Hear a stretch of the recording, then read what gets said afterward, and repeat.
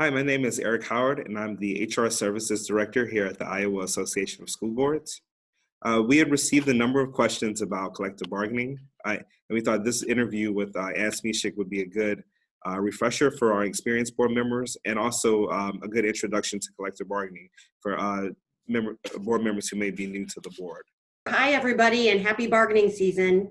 I'm a labor and employment partner here at Ahlers Cooney and specialize in negotiations of collective bargaining agreements. And prior to working here, I was an administrative law judge for the Public Employment Relations Board.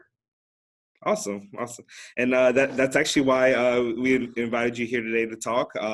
We had a few questions about that we received about collective bargaining.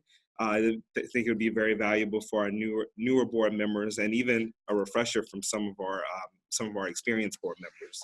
So I will get started with the first question. Sure. So one question that we get a lot is who should serve on the negotiations team? Sure. The most important thing when you're compiling your negotiations team is to make sure you have someone on there that has the authority to actually reach a tentative agreement. And so what that means is either the superintendent has to be either delegated that authority from the board, or the board could designate a board member to serve on the negotiations committee themselves. But that board member needs to remember that they need to represent the board as a whole in terms of what authority they have to reach an agreement. Also, I think it's really critical to have your business manager on the negotiations team because they're the expert at running numbers and costing figures.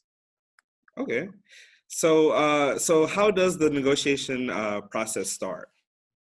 Sure. So technically, Iowa Code Section 20.17 lays out the timelines for bargaining.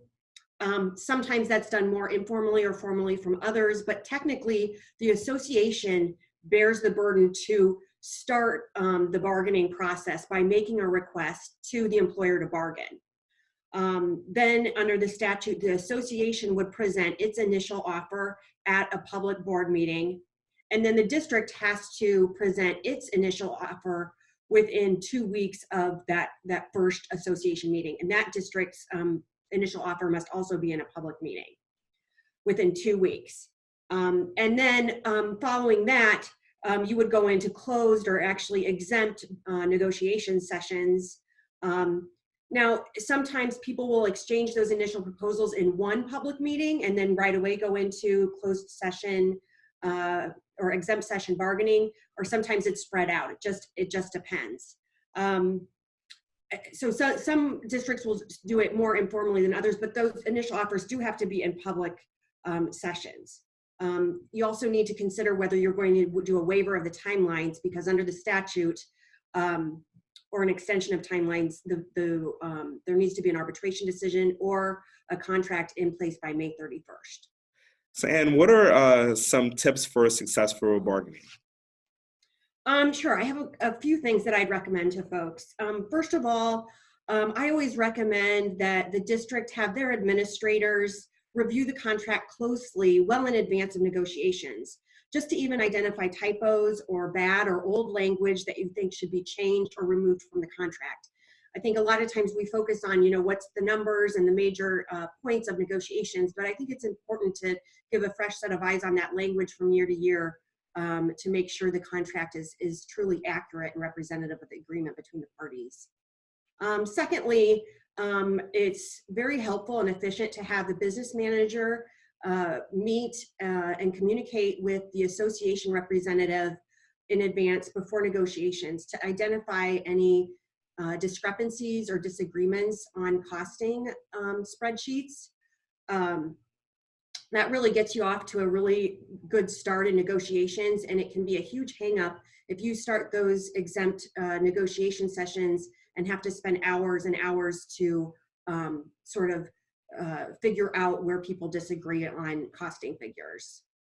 The last thing really is the importance of keeping your eye on the consumer price index. So under the 2017 amendments, the major change was that if you can't reach an agreement and you go to arbitration, the arbitrator can award an increase in the base wages that is equal to 3% or the consumer price index figure, whichever is lower. So far this year, should you go to arbitration in, say, this month in February, it would be 1.5 is that consumer price index figure. It stays around 1.4 and 1.5 for the next few months, and then it jumps to 1.9 if you go to arbitration hearing in May. And if it's delayed beyond that and you go to arbitration hearing in June, it actually jumps to 2.3. So you want to understand that that is sort of the fallback position. If you can't reach an agreement on wages, that number is what will drive negotiations. So you might see associations trying to delay bargaining or asking for an extension or waiver of that May 31st deadline to try and get to arbitration in June to get that higher 2.3%. Okay. And so what do you think is the administration's or the board's best approach when addressing those kind of potential delays or unwillingness to bargain? Yeah, if you really want to talk about how you want to use the CPI to your advantage and as a strategy in negotiations, I think it's important to work with your legal counsel because it is sort of a complicated and confusing topic. So we'd recommend reaching out to counsel either before negotiations or if your process gets far along that you're at an impasse and you need to consider that, you should definitely reach out to legal counsel. Sounds awesome.